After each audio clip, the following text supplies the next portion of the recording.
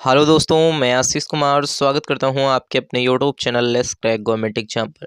आज के इस वीडियो पर देखने वाले हैं एसएससी जीडी के 6 फरवरी के जो कि मोस्ट एक्सपेक्टेड क्वेश्चंस को देखने वाले हैं, जिसमें आपके हिस्ट्री, ज्योग्राफी, पॉलिटी, साइंस और आपके करंट अफेयर, स्टैटिक जी के सारे क्वेश्चंस आपके most important question total 20 cover कराए गए हैं। तो चैनल पर नए हैं तो चैनल को सब्सक्राइब करके वीडियो को लाइक जरूर कर दीजिएगा और वीडियो को लास्ट तक जरूर देखिएगा, ताकि इसकी पीडीएफ जो आपको है वो आपके टेलीग्राम ग्रुप पर डाल दी जाएगी। वहां से भी आप जाकर के डाउनलोड कर सकते हैं। लेकिन इस वीडियो पर आपको कुछ चीज़ें और भी इंपॉर्टेंट बताई जाएंगी, तो चैनल पर नए हैं तो चैनल को सब्सक्राइब जरूर कर दीजिएगा। आइए देखते हैं क्वेश्चन नंबर 1। चंदेला राजवंश के किस राजा ने कंदारिया महादेव का निर्माण कराया था? तो देखो, यशोवर्धन जो हमारे पास एक राजा थे चंदेला राजवंश के, इन्होंने जो कि हमारे पास है महादेव का, जो कि हमारे पास है कंदारिया महादेव का निर्माण कराया था। अब इसे डिटेल में देखते हैं। तो कंदारिया महादेव मंदिर जो कि खजुराहो मध्य प्रदेश के चंडेल वंश के राजा यशोवर्धन के द्वारा 1025 से 1050 के आसपास बनवाया गया था।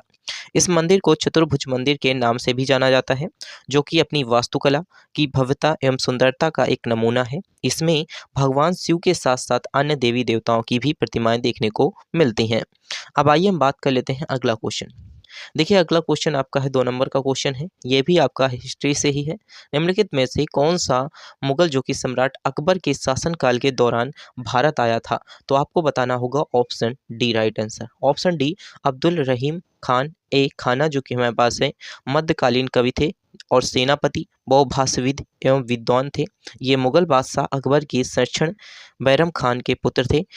अब्दुल रहीम खान ए खाना अकबर के दरबार को सुशोभित करने वाले 9 रत्नों में से एक थे।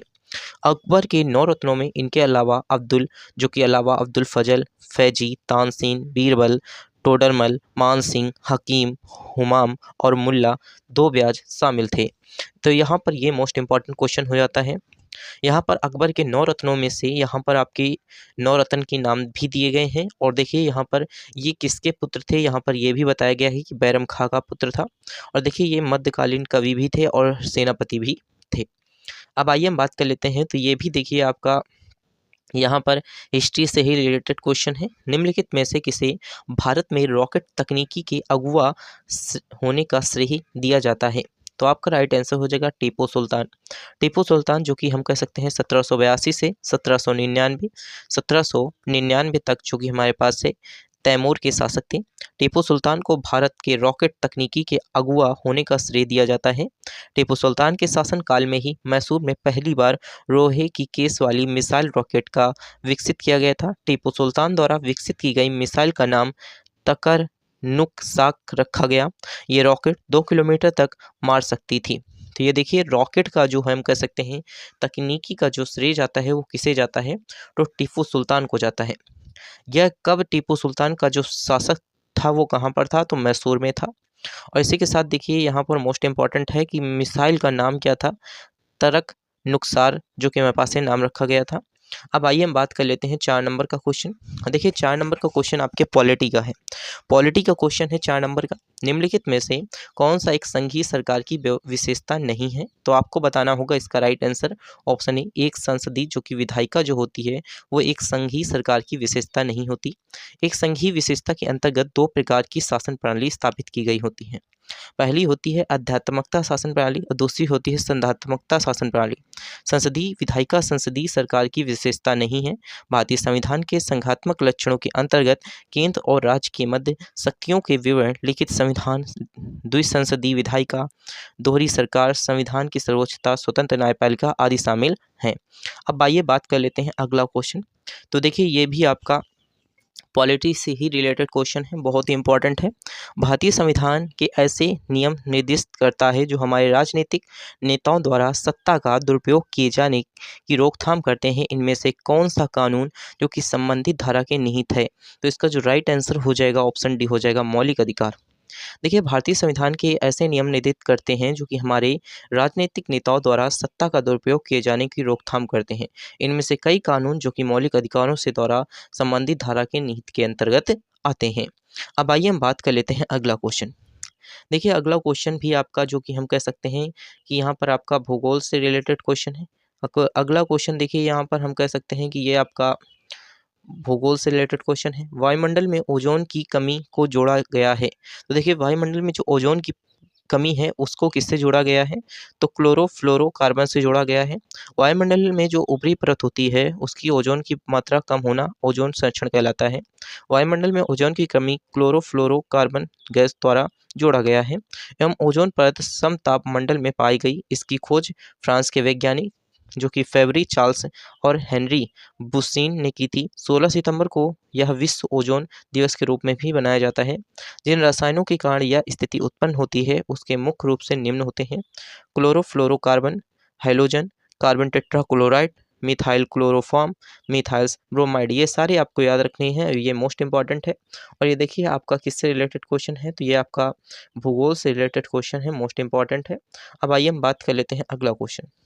देखिए निम्नलिखित में से कौन सी नदी प्रसिद्ध धुआंधार जलप्रपात बनाती है?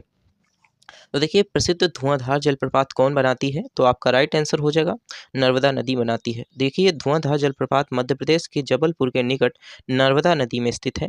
यह जलप्रपात भेंटा घाट के क्षेत्र में एक प्रमुख प्रदर्शनिक स्थल के रूप में जानी जाती है। अब आइए हम बात कर लेते हैं अगला क्वेश्चन। जवाई बांध जवाई नदी पर निर्मित एक जलाशय है। इनमें से किसकी सहायक नदी है? तो हमें यह बताना है कि जवाई बांध जवाई नदी यह जो है वो किसकी सहायक नदी है? तो लूनी नदी की सहायक नदी है। देखिए जवाई नदी लूनी नदी की सहायक नदी है। जवाई नदी पर जवाई बांध बनाया गया है। लूनी की एक अन्य महत्वपूर्ण सहायक नदी सुकरी है। लूनी नदी का उद्गम अलावरी पर्वत श्रेणी से होता है। अब आइए हम बात कर लेते हैं अगला क्वेश्चन। देखिए अगला क्वेश्चन आपका किससे है? तो साइंस से रिलेटेड क्वेश्चन है। निम्न में से किसको मापने के लिए रक्तदाबी का प्रयोग करते हैं? तो देखिए रक्तदाब से क्या मापा जाता है? तो रक्तदाब से आप नाप सकते हैं, यहाँ पर हम कह सकते हैं कि रक्तदाब मापा जाता है। रक्तदाब मापी क्या होता है? स्फेमोमैनोमीटर कहलाता है। रक्तदाब दाब मापने के लिए प्रयोग किया जाने वाला एक उपकरण होता है। देखिए हाइग्रोमीटर जो होता है इसकी सहायता से वायुमंडल की व्यास आर्द्रता को मापा जाता है। अमीटर से विद्युत धारा को मापते हैं और एनीमैनोमीटर से किसको मापा जाता है? तो हवा की शक्ति तथा गति को भी मापा जाता है। अब आइए हम बात कर लेते हैं अगला क्वेश्चन। देखिए अगला क्वेश्चन आपका है, यहाँ पर कह सकते हैं कि आपका इकोनॉमिक्स से क्वेश्चन है, मोस्ट इंपॉर्टेंट क्वेश्चन है। अंतर्राष्ट्रीय मुद्रा कोष के विशेष आहरण अधिकार का मूल्य कितनी मुद्राओं वाली बास्केट ऑफ करेंसी द्वारा निर्धारित किया जाता है? तो आपको बताना होगा 5। देखिए विशेष अपहरण अधिकार को अंतर्राष्ट्रीय मुद्रा कोष 1969 में अपने सदस्य देशों के लिए अंतर्राष्ट्रीय आरक्षित संपत्ति के रूप में बनाया गया। एसडीआर जो होता है ना तो मुद्रा है ना ही हम आईएमएफ पर अपना दावा किया जा सकता है। एसडीआर का मूल्य बास्केट ऑफ करेंसी में शामिल मुद्राओं के औसत भार के आधार पर किया जाता है। इस बास्केट में 5 देशों की मुद्राएं शामिल होती हैं: अमेरिकी डॉलर, यूरो की यूरो, चीन की मुद्रा जो कि हमारे पास है रेन मिनबी, और जापान की मुद्रा येन और ब्रिटेन की मुद्रा पाउंड होती है। अब आइए हम बात कर लेते हैं अगला क्वेश्चन। देखिए अगला क्वेश्चन आपका साइंस से है। अल्फा ए जो आपके कण हैं डेड डस्ट की द्विआवेशित आयन होते हैं, तो आपको बताना होगा इसका जो राइट आंसर है आपका हीलियम हो जाएगा। देखिए अल्फा जो कण हैं वो 2 प्रोटॉनों और 2 न्यूट्रॉनों द्वारा निर्मित हीलियम नाभिक होते हैं। इन पर घनावेश होता है और ये जो होते हैं गैसों के आयनीकरण करते हैं। हीलियम की जो कि खोज हम फ्रेड लैंड और लोकेयर ने की थी। हीलियम जो कि ब्रह्मांड का दूसरा सर्वाधिक पाया जाने वाला तत्व है। हीलियम गैस वायुयान के टायरों में भी भरा हुआ होता है। अब आइए हम बात कर लेते हैं अगला क्वेश्चन। देखिए अगला क्वेश्चन भी आपका साइंस से ही रिलेटेड क्वेश्चन है। निम्नलिखित में से कौन सा खनिज अधात्विक खनिजों की श्रेणी में नहीं आता है? तो आपको बताना होगा अधात्विक जो खनिज हैं उनकी श्रेणी में कौन सा जो कि खनिज नहीं आता। तो इसका राइट आंसर हो जाएगा बॉक्साइट। देखिए बॉक्साइट एल्यूमिनियम का एक अयस्क है जिसका रासायनिक नाम होता है Al2O3O3 यहाँ पर डॉट 2H2O होता है। तो इसका जो ये होता है रासायनिक नाम, यह एल्यूमिनियम का प्राथमिक अयस्क है तथा धात्विक खनिजों की श्रेणी में आता है। अयस्क एक प्राकृतिक रूप से पाया जाने वाला खनिज अथवा चट्टान है जिसमें से धातु निकाली जाती है। अब देखिए हम बात कर लेते हैं अगला क्वेश्चन। देखिए अगला क्वेश्चन आपका बायोलॉजी से है जो कि साइंस से रिलेटेड क्वेश्चन है बायोलॉजी से। देखिए निम्नलिखित में से विटामिन B2 के नाम से किसे जाना जाता है? देखिए विटामिन B2 कहते हैं हम राइब्रो जो कि हमारे पास है फ्लेविन को कहा जाता है। विटामिन एक प्रकार का कार्बनिक यौगिक होता है जिसका आविष्कार फ़क ने, और देखिए यहाँ पर 1911 में किया था। और इसमें कई कैलोरी नहीं होती है, परंतु ये शरीर में उपचयन की रासायनिक प्रतिक्रियाओं के लिए अत्यंत आवश्यक होता है। कुछ प्रमुख विटामिन और उनके रासायनिक नाम देखेंगे। तो आइए देखते हैं। तो यहाँ पर हमारे पास है विटामिन और इनके रासायनिक नाम। विटामिन ए का नाम रेटिनॉल है। विटामिन बी वन का नाम थायमीन है। विटामिन बी टू का नाम राइब्रोफैलेविन है। और विटामिन बी सिक्स का नाम पायरिडॉक्सिन है। और विटामिन सी का नाम स्कर्विक एसिड है। और विटामिन डी का नाम कैल्सीफेरॉल। विटामिन ई का नाम टेक्टोफेरॉल। और विटामिन बी3 का नाम देखिए यहाँ पर हमारे पास विटामिन डी3 का नाम नियासिन है, या फिर हम कह सकते हैं नीमोटिनेमाइड है। यहाँ पर विटामिन 12 का नाम जो कि बी12 का नाम साइनो, जो कि हमारे पास एक कबालमीन है। अब आइए बात कर लेते हैं अगला क्वेश्चन। आप इसका स्क्रीनशॉट ले सकते हैं। अगर आपको इसकी पीडीएफ चाहिए तो आपको हमारे टेलीग्राम ग्रुप से जुड़ना पड़ेगा। देखिए, रणप्पा नृत्य कला का संबंधित किस राज्य से है? तो आपको बताना होगा उड़ीसा राज्य से है। देखिए, रणप्पा उड़ीसा के जो कि समुद्र तटवर्ती क्षेत्रों में जो कि हमारे पास है जंगार जनपद का एक प्रसिद्ध नृत्य है। ये युद्ध कला पर आधारित होता है। किस पर आधारित होता है? तो ये युद्ध कला पर आधारित होता है। इस राज्य के अन्य प्रमुख नृत्य जो कि पाला, छहु, कर्मा, देवधानी, धुरुमा आदि हैं, भारत के प्रमुख लोक नृत्य हैं। अब आइए हम बात कर लेते हैं अगला क्वेश्चन। देखिए, रणप्पा नृत्य कला का संबंध किस राज्य से है? और देखिए यहाँ पर राज्य से आपको पूछा है तो आपको बताना होगा उड़ीसा राज्य से है। देखिए, रणप्पा जो है इसका संबंध उड़ीसा से है। यह तटवर्ती क्षेत्रों में पाए जाने वाला जो कि हमारे पास है प्रमुख लोक नृत्य है, जिसमें पंजाब, हरियाणा, किरकिरी, गिद्रा, भावड़ा, कवि आदि आते हैं। और देखिए यहाँ पर ये क्वेश्चन रिपीट हुआ है आपका। देखिए यहाँ पर तमिलनाडु किम्पी, कावाड़ी, कोलकटम, और यहाँ पर तित लको लटम आदि यहाँ पर हैं। केरल पर जो कि भद्रकाली, पायदानी और थुथाल है। और हमारे पास एक त्रिकुटी कलाई है। और यहाँ पर टम्पा टिकोली, किड्डी अट्टम, कली अट्टम, मोहिनी अट्टम, ये सारे केरल के हैं। अब आइए हम बात कर लेते हैं अगला क्वेश्चन। देखिए, अगला क्वेश्चन भी आपका एक नाटक है जिसके लेखक कौन है हमें बताना है। बिल्डिंग जो कि हमारे पास एल्बम नामक नाटक के लेखक कौन है? तो आपको बताना है गिरीश जो कि हमारे पास एक कनाड है। वेल्डिंग एल्बम नाटक के लेखक जो कि गिरीश जो कि कनाड हैं। गिरीश कनाड भारत के समकालीन लेखक, अभिनेता, फिल्म निर्देशक एवं नाटककार थे। कनाड द्वारा रचित नाटक जो कि हमारे पास है तुगलक, हयवदन, जो कि तलेदम, रक्त कल्याण जैसे नाटक बहुत ही लोकप्रिय हुए। गिरीश कनाड ने 1922 में जो कि पद्म भूषण और कन्नड़ कन्नड़ साहित्य परिषद जो कि पुरस्कार 1994 में, साहित्यिक अकादमी पुरस्कार जो कि रक्त कल्याण के लिए 1980 में, फिल्म फेयर पुरस्कार सर्वश्रेष्ठ पटकथा जो कि हमारे पास है इसी भारत गोधुली के लिए वीपी करात के साथ यहाँ पर प्रदान किया गया है। अब आइए हम बात कर लेते हैं अगला क्वेश्चन। देखिए, निम्नलिखित में से कौन सा स्मारक जो है हमारे पास राजस्थान में स्थित है? तो हमें राजस्थान में स्थित स्मारक का नाम बताना है। तो ये देखिए हमारे पास है, इसका राइट आंसर आपका हवा महल हो जाएगा।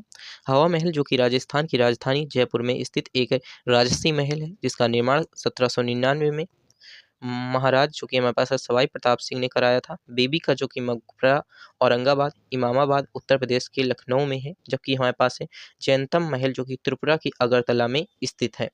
अब आइए हम बात कर लेते हैं अगला क्वेश्चन। देखिए, हर एक मोस्ट एक्सपेक्टेड क्वेश्चन आपके हैं। और ये देखिए आपके हाल ही में पूछे गए क्वेश्चन है जो कि जनवरी की आपकी करंट अफेयर के क्वेश्चन है।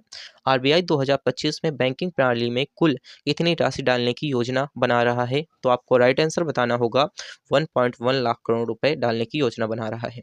देखिए, 27 जनवरी 2025 को आरबीआई के पुनर्वित्तियों के खुले बाजार खरीद एक परिवर्तनीय दर रेपो नीलामी में 55 बिलियन डॉलर रुपया स्वेज जो कि हमारे पास है स्वैप नीलामी के माध्यम से बैंकिंग प्रणाली में 1.1 लाख करोड़ रुपए डालने की योजना की घोषणा की है।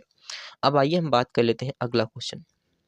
देखिए, अगला क्वेश्चन है 76 वे गणतंत्र दिवस परेड की थीम क्या थी? हमें ये बताना होगा। तो इसकी थीम थी सर्वे सर्वरिम भारत, विरासत और विकास। देखिए, जो कि हमारे पास है 76 गणतंत्र दिवस परेड के विभिन्न राज्य, केंद्र शासित प्रदेशों एवं केंद्रीय मंत्रालयों की कुल 26 झांकियां भारत के प्राकृतिक विभिन्नता समग्रता को दर्शाया गया था। व्यापक निगम विषय था स्वर्णिम भारत, विकास, विरासत और विकास था। अब आइए हम बात कर लेते हैं जो कि इस वीडियो का लास्ट क्वेश्चन है। और ये देखिए आपका मोस्ट इंपॉर्टेंट क्वेश्चन है, इसी समय पूछा गया, हाल ही में क्वेश्चन है 2025 में। माना जो कि मेरे पास है, मेंटा न्यू मेमो वायरस मुख्य रूप से कैसे फैलता है? तो आपको बताना होगा, व्यक्ति संपर्क के दूषित सतहों के माध्यम से फैलता है। व्यक्ति के व्यक्ति संपर्क या दूषित सतहों के माध्यम से जो कि मेरे पास है, मानव मेंटा न्यू मेनो वायरस फैलता है, जिसका नाम HMPV है। अब आइए, यहाँ पर हमने कितने क्वेश्चंस कंप्लीट किया आपके साथ, 20 क्वेश्चंस कंप्लीट किए और साथ ही में इसको डिटेल में देखा। अगर आपको इसकी PDF चाहिए तो आपको हमारे टेलीग्राम ग्रुप से जुड़ना पड़ेगा। इसका लिंक आपको इसी वीडियो के डिस्क्रिप्शन बॉक्स में मिल जाएगा। अगर आप चैनल पर नए हैं तो चैनल को सब्सक्राइब जरूर कर दीजिएगा और वीडियो को अपने दोस्तों के साथ शेयर कर दीजिएगा, जो कि SSC GD का पेपर देने जा रहे हैं, तो उन्हें भी ये मोस्ट इंपॉर्टेंट क्वेश्चंस उन्हें समझकर जाना पड़ेगा। Thanks for watching this video.